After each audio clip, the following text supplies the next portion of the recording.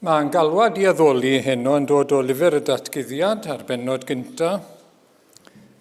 I'r hwn sydd yn ein caru ni ac yn ryddhawodd ni oddi wrth ein pechodau a'i waed ac yn gwnaeth yn urdd frenhinol yn offeiriaid i Dduw ei dad, iddo ef y bo'r gogoniant a'r gallu byth bythoedd.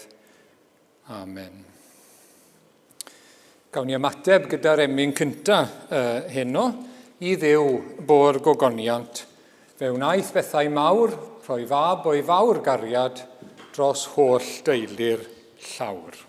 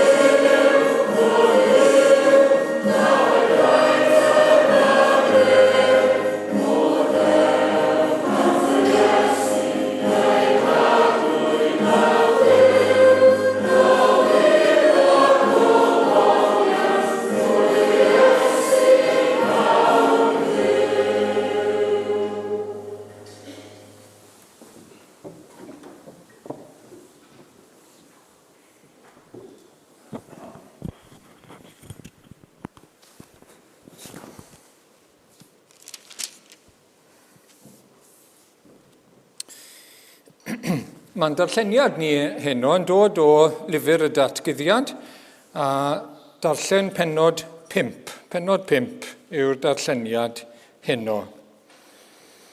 A gwelais yn llaw dde yr hwn oedd yn eistedd ar yr orsedd, sgrôl, a'i hysgrifen ar y wyneb ac ar y cefn wedi ei selio a 7 sel.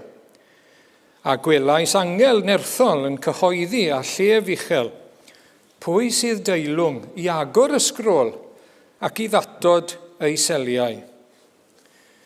Nid oedd neb yn y nef, nac ar y ddeiar, na than y ddeiar, a allai agor y sgrôl, nac edrych arni. Roeddwn i'n wylo yn hudil am na chafwyd neb yn deilwng i agor y sgrôl nac i edrych arni. A dywedodd un o'r heniriaid wrthyf, paid â gwylo, wele y mae'r llew o lwyth Jiwda, gwreiddyn Dafydd, wedi gorchfygu ac ennill yr hawl i agor y sgrôl a'i 7 sel. Gwelais oen yn sefyll yn y canol, gyda'r 4 creadur byw rhwng yr orsedd a'r heniriaid. Yr oedd yr oen fel un wedi ei ladd, ac yr oedd ganddo 7 o gyrn a 7 o lygaid. Yr rhain yw 7 ysbryd Duw, sydd wedi ei hanfon i'r holl ddeiar. Daeth yr oen a chymryd y sgrôl o law yr hwn oedd yn eistedd ar yr orsedd, ac wedi iddo gymryd y sgrôl, syrthiodd y 4 creadur byw a'r 4 heniriad ar hugain o flaen yr oen. Ac yr oedd gan bob un ohonynt delyn a ffiolau aur yn llawn o arogl darth, yr rhain yw gweddiau'r saint.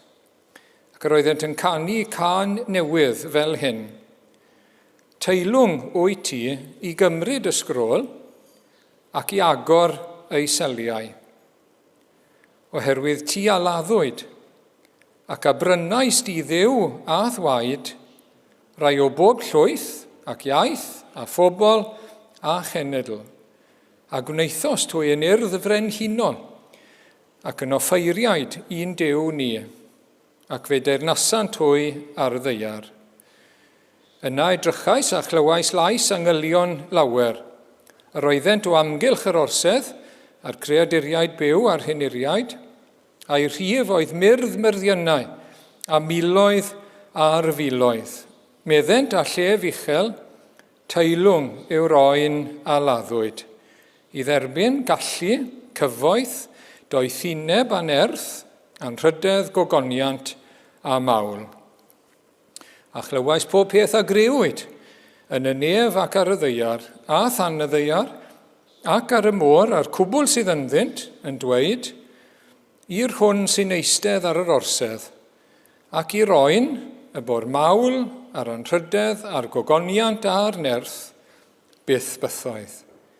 A dywedodd y 4 creadur byw, Amen. A syrthiodd yr heniriaid i lawr ac a ddoli. Diolch i'r arglwydd am ei air sanctaidd. Amen. Gawn ni droi nawr at yr arglwydd mewn gweddi, gyda'n gilydd gawn ni gydweddio. I ni'n diolch eto o arglwydd ein Duw am y cyfle a'r fraint o gael dod ynghyd yn enw yr arglwydd Iesu Grist a chael dod nawr gyda'r dyfrondi mewn gweddi. I ni'n diolch bod ni'n cael dod at yr orsedd yn y nef. I ni wedi darllen amdani nawr. Yr orsedd lle mae Duw, yr orsedd lle mae'r oen, gorsedd Duw. Bod ni'n cael dod ata ti, bod ni'n cael siarad â ti, yr un sydd ar yr orsedd, yn enw yr arglwydd Iesu Grist. Diolch bod ni'n cael ymuno yn y mawl sydd yn y nef, wrth i ni daddoli di o arglwydd heno. Diolch bod ni'n cael gwneud hynny, diolch bod rhyddid hynny yn ein gwlad ar hyn o bryd i wneud hynny, a bod ni'n cael gwneud hynny yn ein hemynau ni arglwydd, yn ein gweddi ni, wrth i ni wrando dy air di, bod ni'n daddoli di o arglwydd. Gyda y myrddynau o angylion a'r bodau nefol, yr rhai sydd yn y nef eisoes. Ac o arglwydd i ni'n diolch arglwydd am cael gwneud hynny. A diolch arglwydd bod gyda ni un sydd yn deilwng. Un sydd yn deilwng o bob mawl, anrhydedd, gogoniant a bendith. Ac o arglwydd i ni yn daddoli di o arglwydd. I ni eisiau dyfawrhau di, i ni eisiau dyddyrchafu di. Oherwydd mae ti yw y Duw mawr gogonyddus a bendigedig, y Duw tragwyddol, heb ddechrau na diwedd iddo. Y Duw sydd yn bod ynddo fe ei hunan, sy'n mynd dibynnu ar neb arall, ond yn rhoi i bywyd a chynhaliaeth i bawb arall. Ac o arglwydd i ni'n plygu ger dy frondi, ac yn diolch bod ni'n cael dod yn agos ata ti, at orsedd gras heno nawr, a diolch bod ni'n cael dod ata ti fel ein tad nefol. Wyt ti'n ddew mawr, gogoneddus, sanctaidd a glân, trigarog a graslon, cadarn a thrigarog, ac i ni'n cael dod ata ti fel ein tad yn y nef. O, i ni'n diolch am hynny, arglwydd, a mae hynny'n atgoffa ni yn syth o'r Efengil, sydd wedi rhoi yr hawl i ni i dy alw di yn dad a cael ein galw yn blant i Dduw. I ni'n sylweddoli ac yn cyffesu bod ni wedi colli'r hawl yna yn ein pechod, bod ni wedi colli'r berthynas yna, rhyngtho ni a Duw, a ddyle fod yna, y berthynas agos, tadol gyda'i blant. Ac ni sydd ar fai arglwydd am ei golli fe. Ni sydd ar fai am gefni arna ti a chrwydro oddi wrtho ti. Ni sydd ar fai, wrth gwrs. A dyna natur ni. Ond i ni'n diolch bod ti wedi trefnu i ffordd. Ti wedi meddwl amdano ni. Ti wedi cynllunio i gael teulu yn ôl ata ti.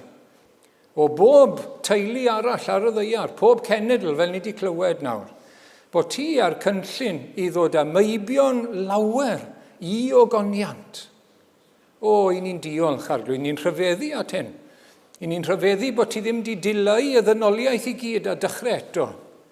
Ond na, oedd ti wedi meddwl allan o'r ddynoliaeth i gael teulu mawr i ti dy hunan.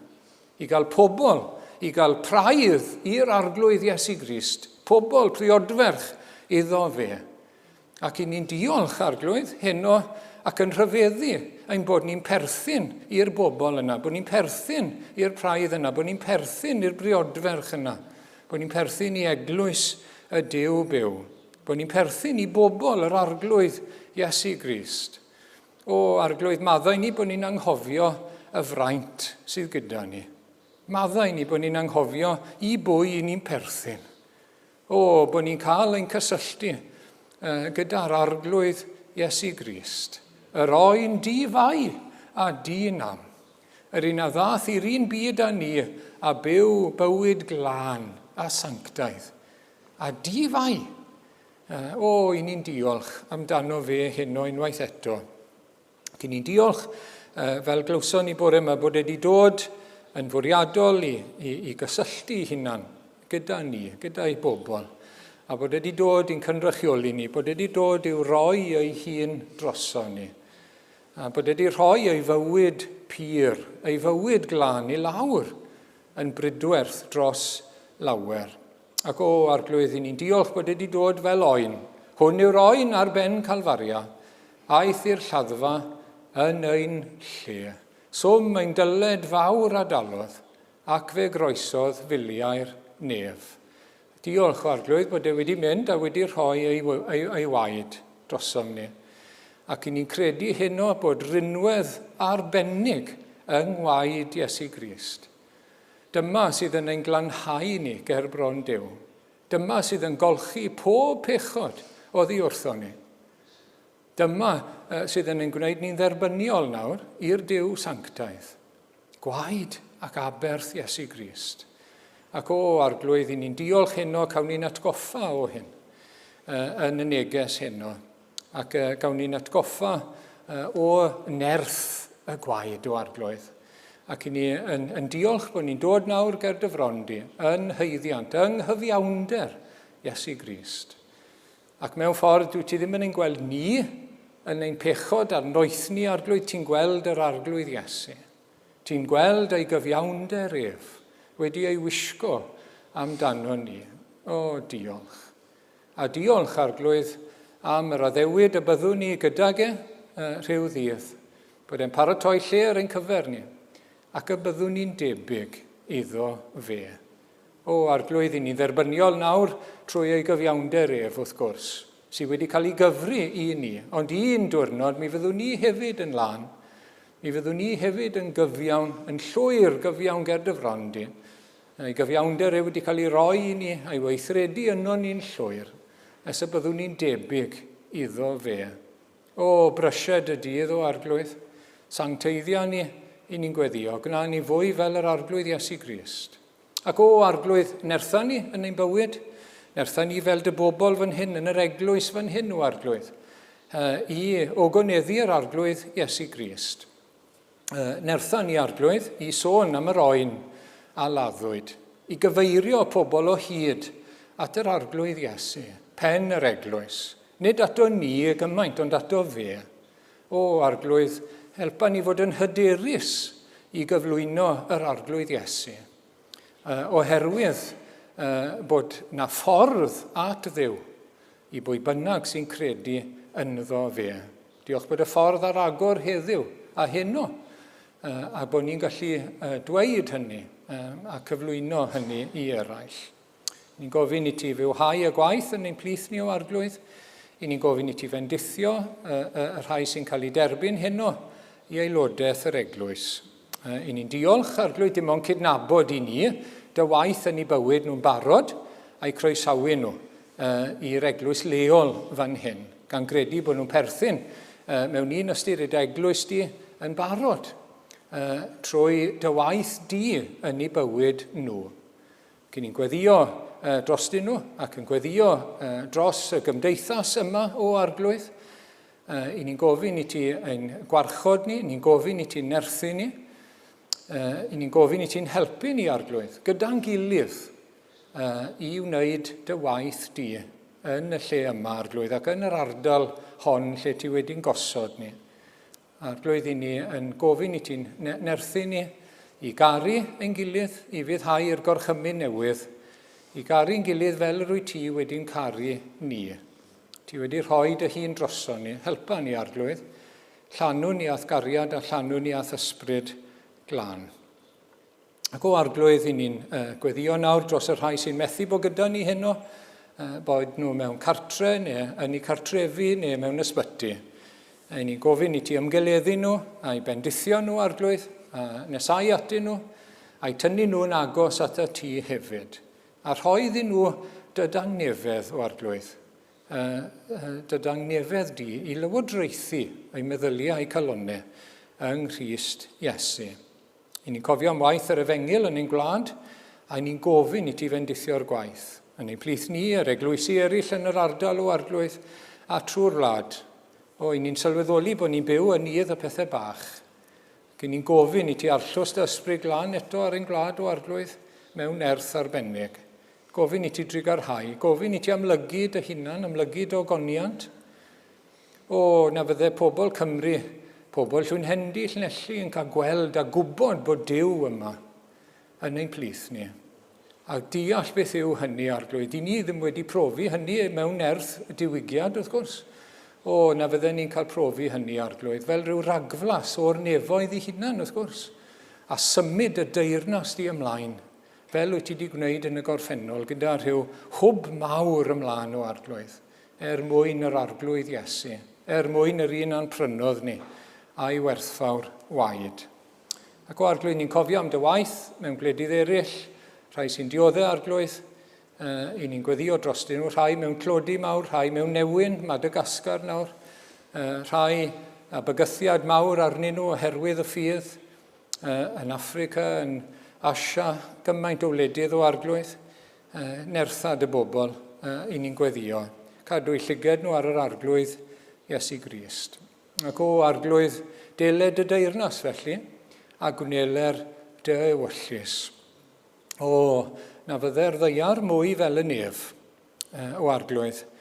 Ac ni'n gofyn ti'n cadw ni nawr o arglwydd rhag profedigaeth. Hynny yw temptasiynau o arglwydd, di angen. Cadw ni arglwydd, helpa ni ac gwared ni rhag yr un drwg. Cadw ni rhag yr un drwg, fel eglwys ac fel unigolion. A derbyn ein diolch nawr. Ti bu ar clod, ti bu ar gogoniant, ti bu ar nerth a'r deyrnas. Ac i ti y bo'r clod a'r mawl i gyd, yn dad, yn fab ac yn ysbryd glân. Amen.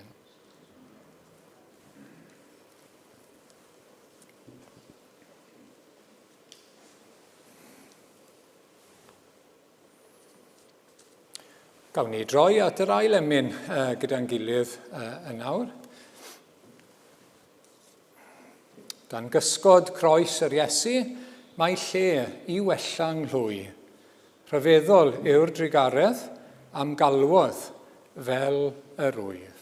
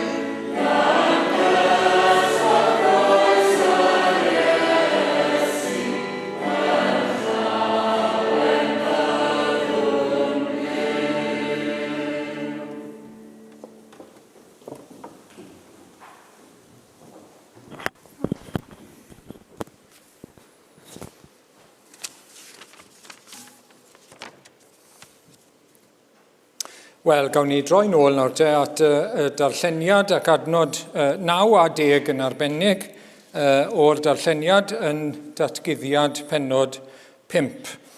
Ac yr oeddent yn canu can newydd fel hyn, teilwng o'i ti i gymryd y sgrôl ac i agor ei seliau, oherwydd ti a laddwyd, ac a brynaist i ddew a thwaed rai o bob llwyth ac iaith a phobl a chenedl. A gwneithost hwy yn urdd frenhinol ac yn offeiriaid un dew ni, ac fe deyrnasant hwy ar y ddeiar. Wel, wrth i ni wrando ar y newyddion ar hyn o bryd, un o'r themau i ni'n clywed, un o'r pynciau trafod mawr ar hyn o bryd ym Mhrydain, yw ydy'r rhai sydd yn llywodraethu ac yn y llywodraeth, a falle'r sawl sydd wrth y lliw, yn deilwng un harwain ar hyn o bryd. Mae yna drafodaeth oherwydd partion ar hyn o bryd. Mae yna yn chwiliad yn dros o achos y partion Covid yn rhif 10. Ac mae sawl un yn ceisio dweud, wel dyna fe, dyw'r un sydd wrth y lliw ddim yn deilwng un harwain ni, fel Prydain Fawr wrth gwrs.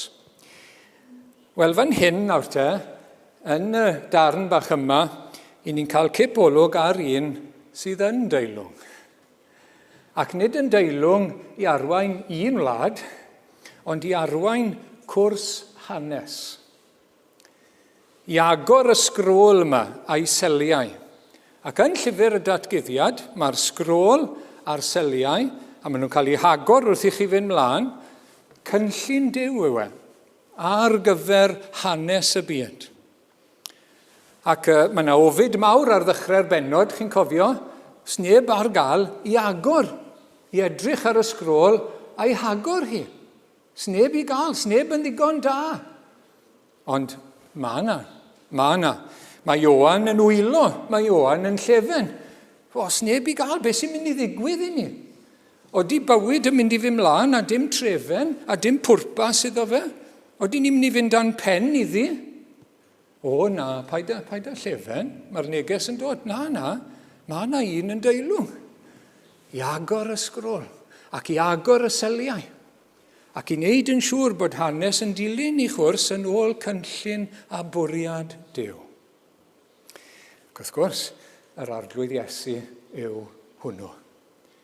A heddiw, wrth gwrs, i ni'n credu, yndyn ni, yn ôl beth mae'r Beibl yn dweud wrtho ni, mae fe sydd wrth y lliw, gyda cwrs hanes. Mae yna llawer o bethau dyn ni ddim yn deall, wrth gwrs, ond dyna i ni'n credu. Mae fe sydd wrth y lliw, ar ddeheulaw Duw yn y nef, a mae'n lliwio'r cyfan. Ac mae hynny'n rhoi y fath hyder i ni, mae'n rhoi y fath dangnefedd i ni, mae'n rhoi y fath obaith i ni. Mae fe, yr arglwydd Iesu, yr oen a laddwyd, y llew o lwyth Jiwda sydd wrth y lliw.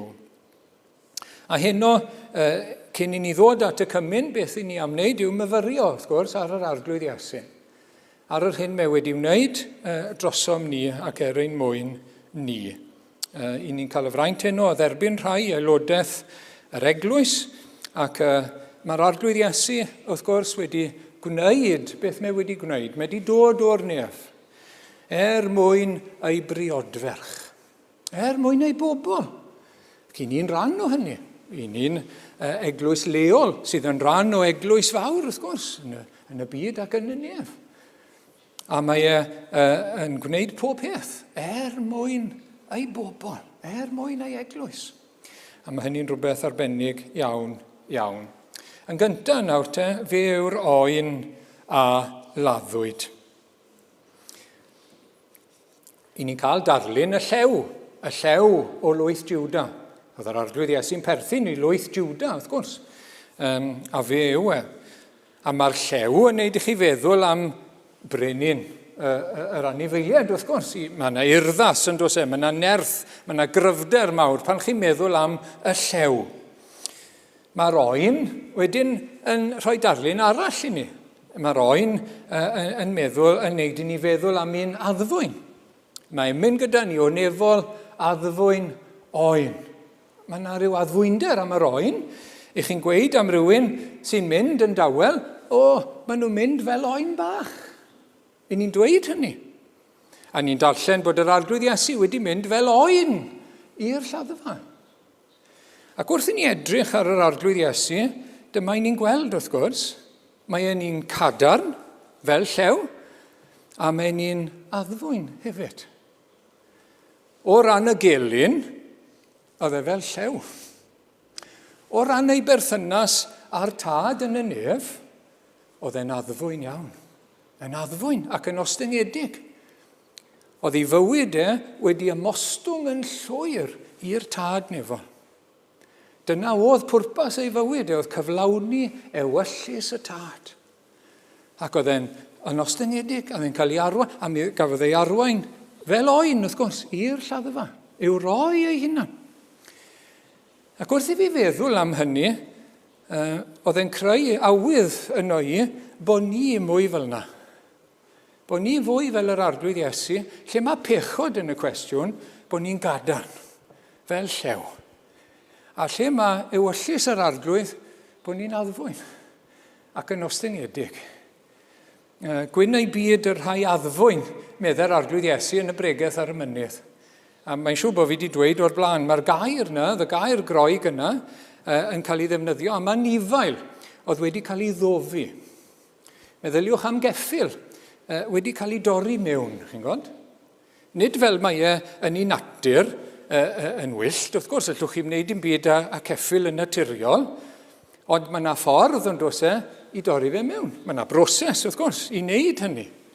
Nes yn y diwedd, chi'n gallu eistedd ar ei gefen chi'n gallu gafel yn yr awennau, a chi'n gallu troi a mae pethau mae pobl yn wneud gyda ceffylau, wrth gwrs, yn yr Olympics ac yn y blaen, mae'n rhyfeddod. A rheolaeth yna. A mae'r ceffyl wedyn yn barod i gael ei dywys, barod i gael ei arwain, bob ffordd, gan y sawl sydd yn ei liwio fe. Yr un gair addfwyn, chi'n gweld? Ac dyna oedd yn wir am yr arglwydd Iesu. O ran y gelyn, o ran Satan, oedd e fel llew. Oedd e fel llew, oedd e'n plygu. Oedd e'n dim fel ni, oedd e mor gadarn. A wedyn, o ran y tad ac ewyllus y tad, oedd e'n addfwyn, fel oen, yn mynd i'r lladdfa a'i roi ei hunan drosom ni. Nach chi ddarlun hyfryd, ond dwi'n ddarlun bendigedig o'r arglwydd Iesu, ac yn creu dyhead yno ni i fod yn debycach iddo fe hefyd. Ac ni'n gweld wedyn, wrth gwrs, bod e'n oen wedi ei ladd. Yr oedd oen, adnod 6, fel un wedi ei ladd. Wrth gwrs, mae wedi bod yn farw a mae'n fyw eto, ond mae'r un sydd wedi ei ladd. Ac mae hyn yn bwysig iawn, wrth gwrs, ond mae'n glir iawn yn y Beibl, i ni'n gwybod hynny, mae'n dda i atgoffa'n hunain, nid damwain oedd e. Fel yn aml gyda ni, yn drist iawn, mae rhywun yn cael ei ladd, mewn damwain neu rhywbeth. Na, nid damwain oedd e, nid colli ei fywyd oedd e. Ond oedd e'n rhywbeth bwriadol iawn. Beth i ni'n cofio heno yn Aberth y Groes, oedd e'n rhywbeth bwriadol iawn. Oedd e'n marw i bwrpas arbennig penodol iawn, dros bobl arbennig. Oedd gyda fe mewn golwg. Ac mae'n atgoffa ni, chi'n gweld, nid dim ond dod i'r byd yma nath yr arglwydd Iesu i bwyntio at achubiaeth, i bwyntio at cynllun Duw ar ein cyfer ni. Oedd e'n ein dysgu ni, wrth gwrs, bu'n wych fel dysgawdwr, i ni wedi canu nawr. Oedd e'n ein dysgu ni am deyrnas Dduw. Mi oedd e, ond nid dim ond hynny. Nid dim ond dod i gyflwyno rhai addewidion i ni. Mae wedi gwneud hynny, a maen nhw'n werthfawr iawn. Ond mae wedi dod i gyflawni rhywbeth penodol trwy farw droson ni. A heb hynny, mae'r pethau eraill i gyd wrth gwrs yn ofer ac yn wag. Y prif beth nath yr arglwydd Iesu oedd dod i gyflwyno ei fywyd yn Aberth dros ei bobl. Ac oedd e'n rhywbeth bwriadol, ac oedd e'n llwyddiant. Oedd e wedi gwneud beth oedd e'n bwriadu wneud. Oedd e'n wedi gwneud a chyflawni yn union beth oedd cynllun Duw. Wrth farw dros ei bobl, talu dyled ein pechod ni ar y groes. Ac y taliad, wrth gwrs, yw gwaed mab Duw. Teilwng o'i ti gymryd y sgrôl ac i agor ei seliau, oherwydd ti aladdwyd ac a brynaist i Dduw ath waed. Chi'n gweld, mae'n rhywbeth bwriadol wedi digwydd myna. Mae wedi dod, mae wedi prynu pobl gyda ei waed. Mae wedi gwneud rhywbeth bwriadol iawn. Ac wrth i ni ddod at y cymyn heno, fyddwn ni'n cymryd y gwyn, wrth gwrs, sydd yn symbol o waed Iesu Grist. Mae eisiau ni fod yn gwbl hyderus yn rhinwedd Aberth Iesu Grist a rhinwedd y gwaed. Y gwaed. Hynny yw, yn y Beibl, mae'r gwaed yn sefyll am fywyd. Bywyd yr anifail yn yr Hen Testament. Oedd y bywyd yn y gwaed. Ac felly, y bywyd, hanfod yr anifail, oedd yn cael ei roi yn y gwaed. A'r un peth gyda'r arglwydd Iesu Grist. Mae rhaid ni byd o bod yn squeamish amdano fe. Mae'n rhywbeth pwrpasol iawn yn y Beibl. Mae'r gwaed yn cynrychioli einioes, bywyd, mab Duw. Ac mae yna werth anfeidrol, a mae yna rinwedd anfeidrol i fywyd yr arglwydd Iesu Grist.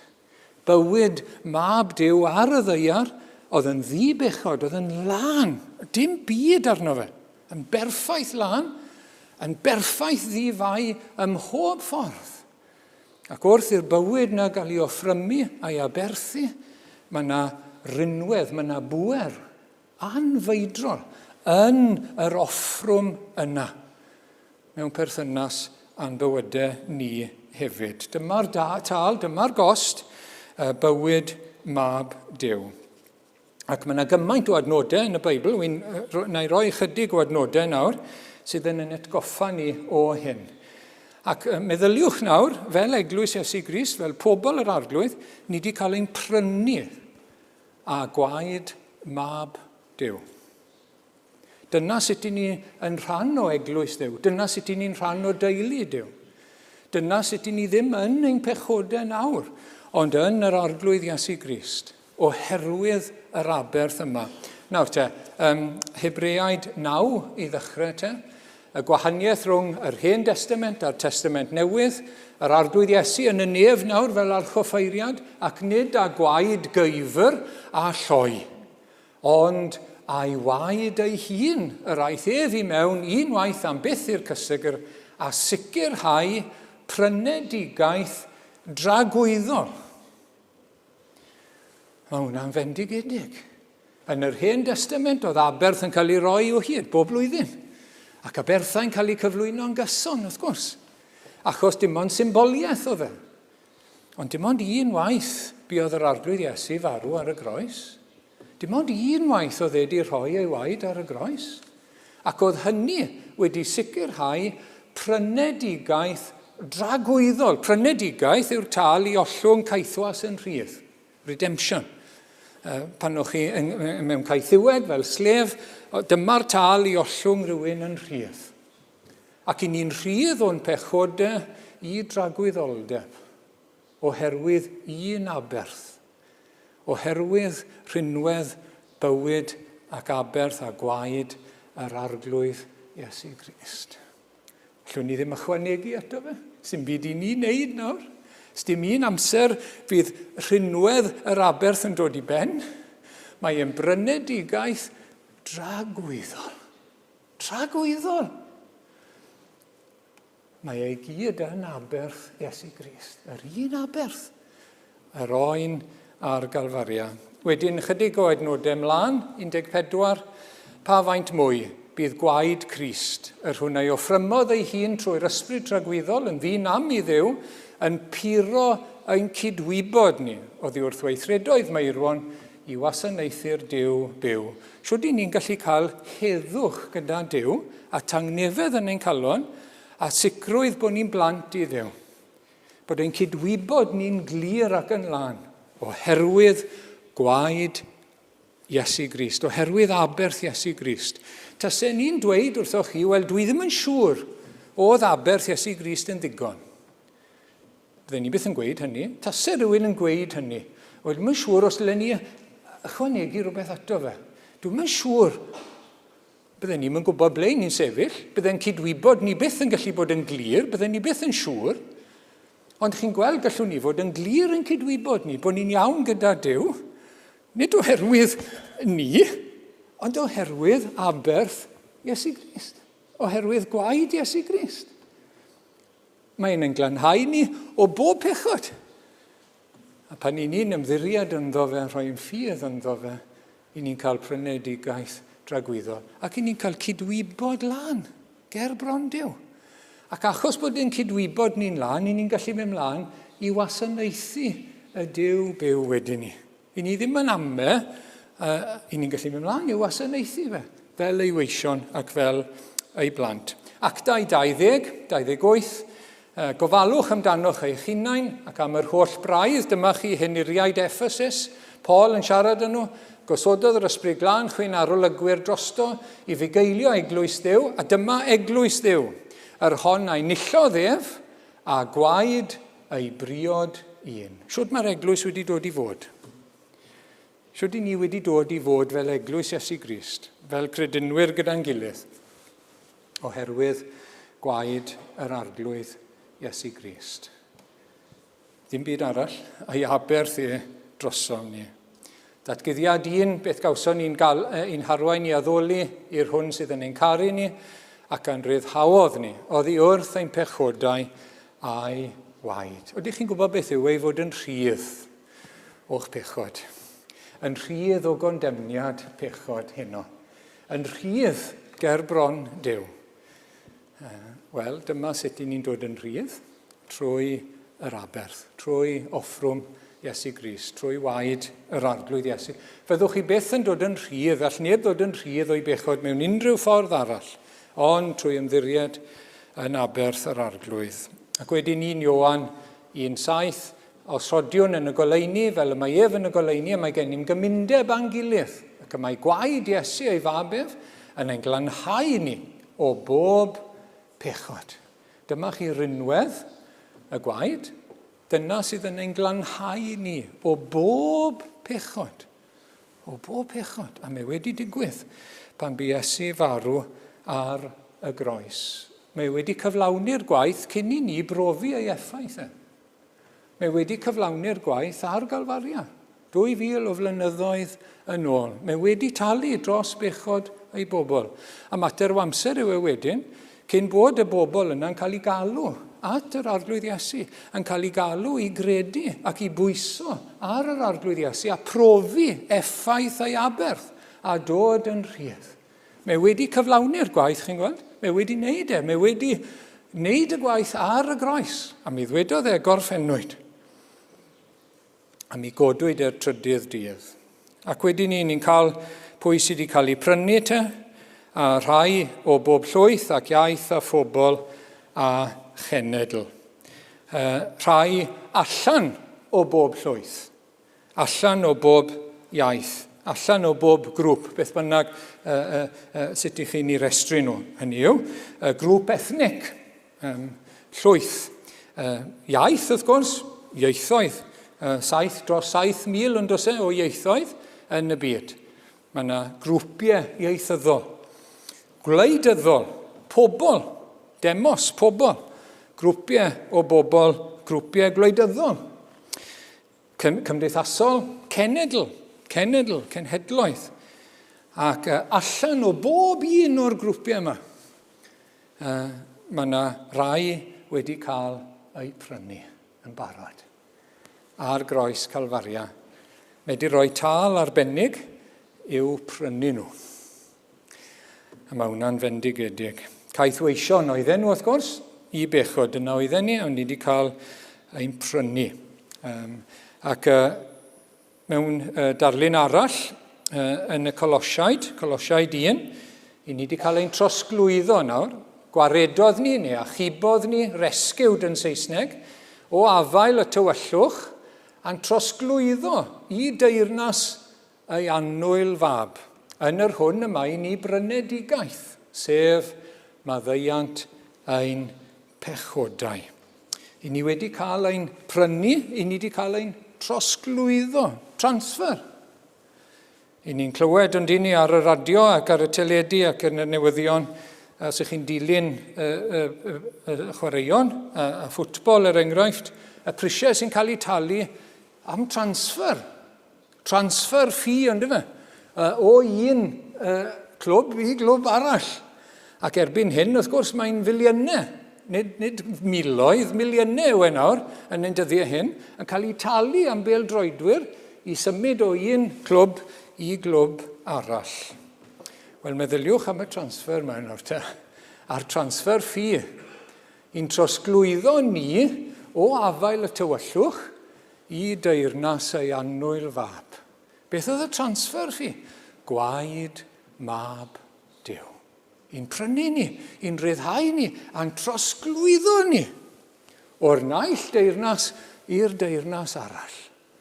Yn lle bod o dan deyrnasiad Satan a phechod ac ofon a wynebu distryw, teyrnas Dduw, teyrnas yr arglwydd Iesu Grist, teyrnas y goleuni, teyrnas y gobaith tragwyddo a'r gobaith byw. Ac wrth gwrs, pob tro yn aml iawn ni'n clywed am aberth Iesu Grist, mae'n gwneud beth mae'n gwneud, fel glywson ni bore yma, dros ei bobl, drosom ni. Dyma chi rai enghreifftiau, 2 Corinthiaid 5, chi'n gwybod ar adnodau, lawer o'noch chi. Ni wybu Crist beth oedd pechu, ond gwnaeth Duw ef yn un a phechod, drosom ni. Drosom ni. Mwyn i ni ddod yn gyfiawnder Duw ynddo ef. A pan ni'n clywed drosom ni, mae hwnna'n fwriadol drosom ni. Hynny yw, nid jyst yn gyffredinol, ond dros ei bobl, buodd e farw. Oedd gan Dduw gynllun i gael teulu enfawr yn y nef, allan o'r ddynoliaeth syrthiedig yma, sydd wedi troi yn ei erbyn e, oedd e'n benderfynol o gael teulu mawr yn y nef. Creadigaeth newydd sbon. A mae'r arglwydd Iesu wedi dod ac mae wedi rhoi ei einioes drostyn nhw. Ac oedd e'n gwybod ymlaen llaw pwy oedd nhw. Di ni ddim, wrth gwrs, ond oedd e'n gwybod. Ac wedyn, pan ni'n cael ein galw, dyna mae'r Efengil yn neud, pan ni'n galw ni, chi'n gweld? Yr apostol Paul wedi cael ei alw ar y ffordd i Damascus. Sim ots os yw e ddim mor dramatig a hynny, wrth gwrs. Os ych chi'n Gristion, chi wedi cael eich galw trwy'r Efengil. Mae'n alwad yn mynd mas gyda'r Efengil, ond mae'n alwad yn dod i'r galon. A pan mae'r alwad yn dod i'r galon, i ni'n ymateb. Mae'r ysbryd glân yn dod i'r galon ac yn ein galw ni, ac yn ein tynnu ni, ac yn ni'n dod at yr arglwydd Iesu Grist, ac yn ni'n credu ynddo fe. Ac felly, pan ni'n darllen yr adnodau yma nawr, drosom ni, drosom ni. Ni. Yn fwriadol. A mae hwnna'n rhyfeddod. Droso fi, droso chi. Wedyn, yr un nesaf te Mathew 1:21, bydd yn esgor ar fab ac elwyr ef Iesu, a mae ef a wareda, neu bydd yn achub ei bobl, oddi wrth ei pechodau. Ei bobl e. Y rhai oedd gyda fe mewn golwg. Y rhai oedd gyda Duw mewn golwg. Cyn iddo fe ddod i'r byd hyd yn oed. Ioan 10, mae fi yw'r bugail da. Mae'r bugail da yn rhoi ei einioes dros y defaid. Mae'r bugail da bia'r defaid, fe bia nhw. Mae di prynu nhw, mae di rhoi ei waed drostyn nhw, mae di prynu nhw yn iddo fe. A dyma chi, gyda ni'r adnod, mae bore yma ni'n cael eto hyn o Galatiaid 2. Dyma chi eiriau'r apostol Paul. Y bywyd yr wyf yn nawr yn ei fyw yn y cnawd, ei fyw trwy ffydd yr wyf, ffydd y mab Duw, hwn am carodd sylwch, ac a'i rhoes ei hun i farw troso fi, yn bersonol. Meddyliwch bod e'n gweud na. Am carodd yn bersonol, ac a'i roes ei hun i farw droso fi. Siwt mae'n gwybod hynny? Achos mae Iesu Grist wedi ei alw fe wrth ei enw. Mae wedi marw drosto fe, a mae wedi ei alw fe wrth ei enw. A mae'r un peth yn wir am bob Cristion. A mae yna lawer eto i ddod. Beth i ni'n neud, wrth gwrs, fel eglwys, yw rhoi yr alwad. Dyna'n gwaith ni, yw rhoi yr alwad i bobl i ddod at Iesu Grist. Pwy bynnag sy'n dod. A trwy hynny, mae e'n galw. Mae e'n galw yn y galon. Mae'n galw pobl i ddod. Ac i ni yma, achos mae'n alwad arall i dod ar ein calonau ni. Ac i ni di ymateb, i ni di cael ein tynnu, i ni di cael ein denu at yr arglwydd. Mae'n rhywbeth personol, chi'n gweld. Dyma chi lun nawr te, yn gysy'n atgoffa o'r hanes yma yn ystod yr wythnos. Falle fyddwch chi'n cofio'r ferch yma, o'n i'n nabod hi o ran i golwg, ond dwi'n cofio'r hanes Victoria Soto yw ei henw hi, a thrawes ysgol gynradd oedd hi yn Connecticut. Chi'n cofio nôl 2012, buodd yna gyflafan ofnadwy, wel, mae yna mwy nag un di bod wrth gwrs yn America, ac rhywun yn mynd yn wyllt gyda drill wrth gwrs trwy'r lle ac yn saethu plant a pob man dros y lle i gyd. Ac oedd yr athrawes yma gofalu am ei dosbarth, oedd hi yn y dosbarth gyda'r plant. Beth nath hi? Nath hi taflu hunan dros y plant. Chi'n cofio? Ac wrth gafodd hi lladd. Ond oedd hi'n gwneud hynny dros ei phlant hi. Oedd hi'n athrawes arnyn nhw. Oedd hi'n gofalu amdani nhw. Oedd nhw yn ei gofal hi. Chi'n gweld?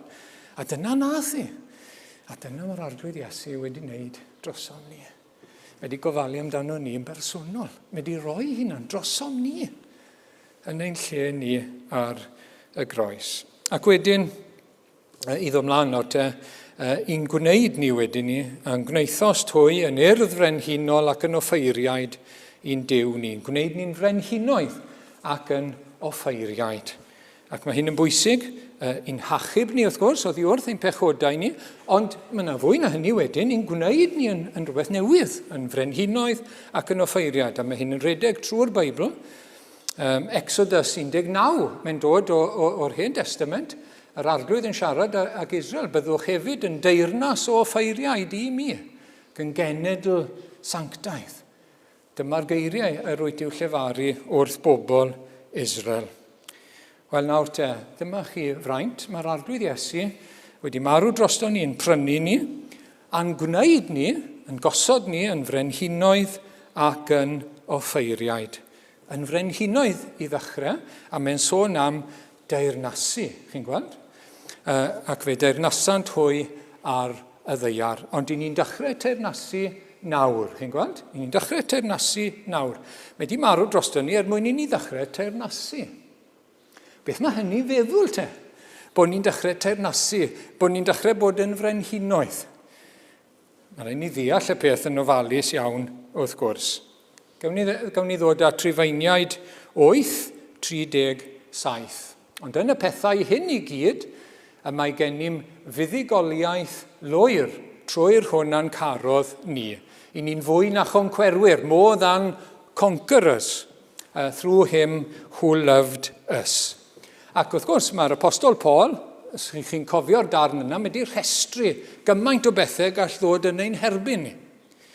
Cyhyddiadau Satan. Satan yn ein cyhyddo ni, bod ni ddim ffit i fod yn blant i Dduw. Bod yr arglwydd ddim yn mynd i'n derbyn ni rhagor, a tynnu ni bant, a'n golwg ni bant oddi wrth yr arglwydd Iesu. Wedyn gorthrymder, allwn ni gael ein gorthrymu weithiau, poenau, erledigaeth, newyn, perygl, cleddyf. Dyna sy'n digwydd i lawer yn ein byd ni heddi, wrth gwrs. Llawer o Gristnogion yn profi hynny heddi. I ni ddim yn profi gymaint. Ond wedyn ni angau, a hwnna'n dod i ni gyd, os na ddaw'r arglwydd nôl, bywyd, problemau bywyd, angylion tywysogaethau. Mae yna frwydr ysbrydol yn mynd mlaen, ac i ni'n rhan o'r frwydr ysbrydol yna yn erbyn Satan a'i li yn y nefolion leoedd. Y presennol, pethau sy'n pwyso arno ni nawr, y dyfodol, beth sy'n mynd i ddod yn y dyfodol wrth i ni edrych mlaen. Sy'n mwyn ni'n gwybod wrth gwrs. Grymus derau, pethau nerthol, uchel derau, dyfn derau, na dim arall a grewyd. Hynny yw, mae gyda ni fuddugoliaeth lwyr ar y pethau hyn. Beth mae hynny yn ei feddwl te? Dyw nhw ddim yn mynd i'n llorio ni, a'n rhwystro ni rhag gafel yn dyn yn yr arglwydd Iesu Grist. Dyna beth yw i ni'n cael buddugoliaeth ffydd. Bwriad Satan yw ein fflatno ni a'n tynnu ni mas o'r deyrnas, chi'n gweld? Dyna'i fwriad wrth gwrs. Ond bwriad yr arglwydd yw i ni sefyll a bod yn fwy na choncwerwyr. A wynebu, ar ôl wynebu pob peth, dal i sefyll. Fyddwn ni'n dod ato fe yn yr Effesiaid os Duw a'i mynd nes ymlaen. Buddugoliaeth ffydd. Mae di'n gwneud ni yn frenhinoedd.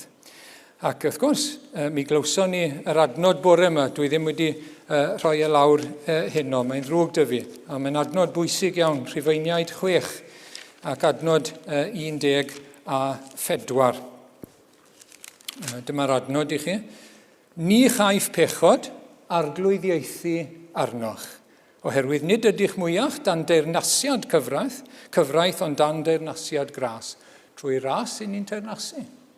Gyda'r arglwydd Iesu, ni'n dechrau teyrnasu nawr. Ni'n dechrau bod fel brenhinoedd nawr. Yn erbyn pechod, yn erbyn temtasiwn, yn nerth yr arglwydd Iesu Grist ac yn nerth y ysbryd ef.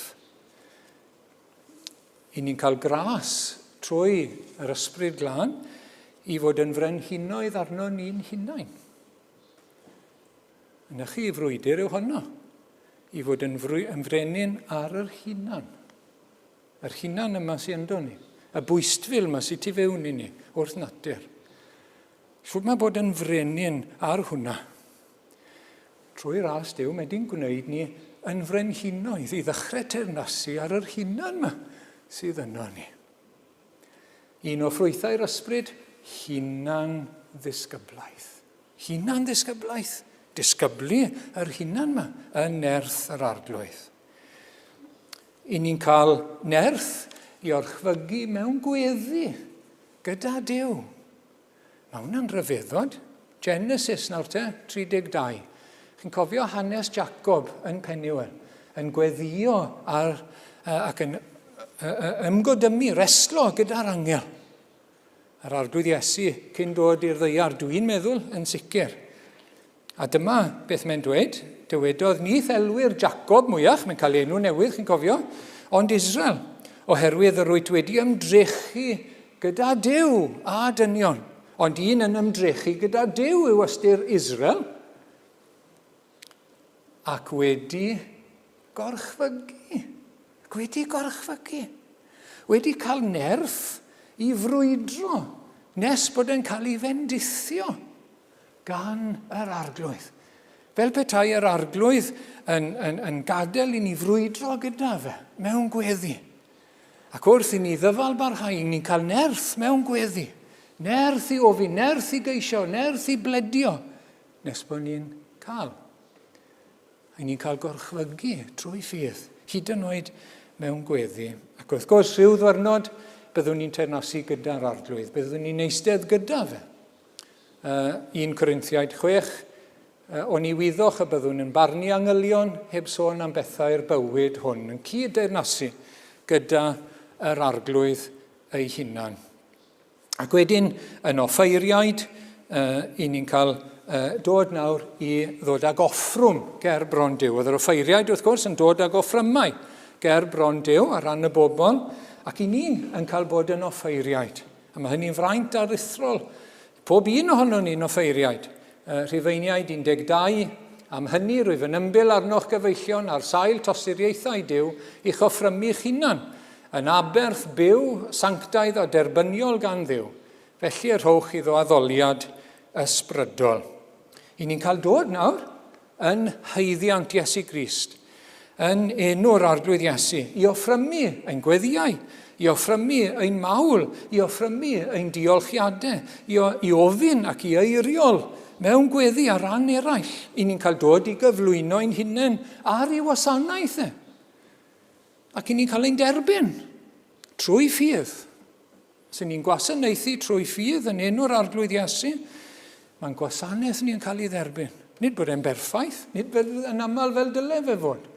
Os ni'n gwasanaethu trwy ffydd yn enw'r arglwydd Iesu, mae'n cael ei dderbyn gan yr arglwydd. I ni'n cael cyflwyno'n hunain ar allor ei wasanaeth ef. I ni'n cael bod yn offeiriaid i'n gilydd, i ni'n cael gweddio dros ein gilydd. I ni'n cael annog ein gilydd a chalonogi ein gilydd. I ni'n cael bod yn offeiriaid i wasanaethu'n gilydd wrth gwrs ac ildio i'n gilydd yn yr eglwys. Wel, fe sydd wedi gwneud y cyfan. Teilwng wyt ti gymryd y sgrôl oherwydd beth wyt ti wedi wneud. Oherwydd ti a laddwyd ac a brynaist i Dduw a thwaed, rhai o bob llwyth gwlad iaith a chenedl, a ti sydd wedi ei gwneud nhw yn frenhinoedd ac yn offeiriaid. Sylwch, fe sydd wedi gwneud y cyfan. Fe sydd wedi gwneud popeth ar ein rhan ni. A dyna pam mae fe sy'n deilwng, wrth gwrs, heno, i fod ar yr orsedd, i fod yn lliwio cwrs hanes. Dyna pam mae fe sydd yn deilwng o fod yn frenin ac yn arglwydd, llwyr ar ein bywydau ni, ac ar ein heglwys ni, ac ar bopeth sydd yn ein bywyd ni. Fe sy'n deilwng, a neb arall. Dyma'i wobr am ei waith. Mae e'n deilwng. Mae e'n deilwng. Wel, i ni wedi cael cipolwg bach, na gyd. Mae'n cipolwg bach heno, cyflym ar ein ceidwad ac ar ein harglwydd ac ar yr oen. Yr oes ei waed trosom ni yn fwriadol ei bobl, ei eglwys. Y rhai yma wedi ei galw nhw a ni wedi cael ein rhoi i'r arglwydd Iesu fel priodferch, fel praidd, fel pobl arbennig. Mae'n gymaint o fraint yn dywe, bod ni wedi cael ein galw at yr arglwydd Iesu Grist, o'i ras ac o'i drigaredd mawr, bod ni wedi cael ffydd i gredu yn yr arglwydd Iesu, a wedyn ni gael dod i berthyn i'w deulu ac i'w eglwys ef. Mawr iawn, iawn yw ein braint ni. Ac i ni'n gweddio heno bod golwg ar yr arglwydd Iesu wedi'n bendithio ni, wedi'n atgoffa ni ohono fe, a'n breintiau mawr ni ynddo fe. Mwyn i enw. Amen. Gawn ni ddod nawr at yr emyn nesaf. Mae'r gwaed a redodd ar y groes, o oes i oes i'w gofio. Rhy fyr yw tragwyddoldeb llawn i ddweud yn iawn amdano. Oh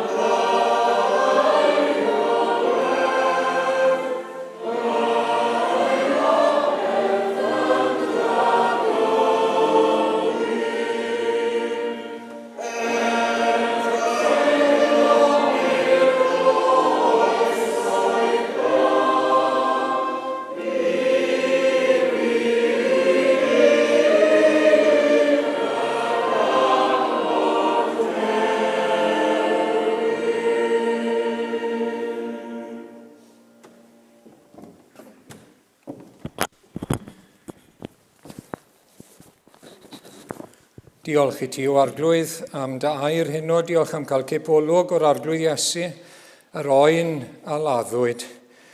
Drosom ni, i'n prynu ni gyda'i waed. O arglwydd, i ni'n gogoneddu dy enw di, i ni'n bendigo, i ni'n rhyfeddu gyda fron di heno. Bod e wedi rhoi ei hunan drosom ni. Ac bod ti wedi meddwl amdano ni, wrth gwrs, ers tragwyddoldeb. Ac cyn i ni ddod i fodolaeth, cyn i ni feddwl o gwbl amdano ti. Ac o arglwydd mae hynny'n rhoi hyder i ni. Os wyt ti wedi meddwl amdano ni, os wyt ti wedi'n caru ni, os yw'r arglwydd Iesu wedi marw droso ni, bod i ni brynedigaeth dragwyddol wedyn ni. Bod i ni achawdwriaeth dragwyddol. Na fyddi di ddim yn ein gadael ni bellach. O arglwydd, i ni'n diolch, i ni'n rhyfeddu, i ni'n gogoneddu dy enw di, gan gogoneddu dy ras. Yn enw Iesu Grist. Amen.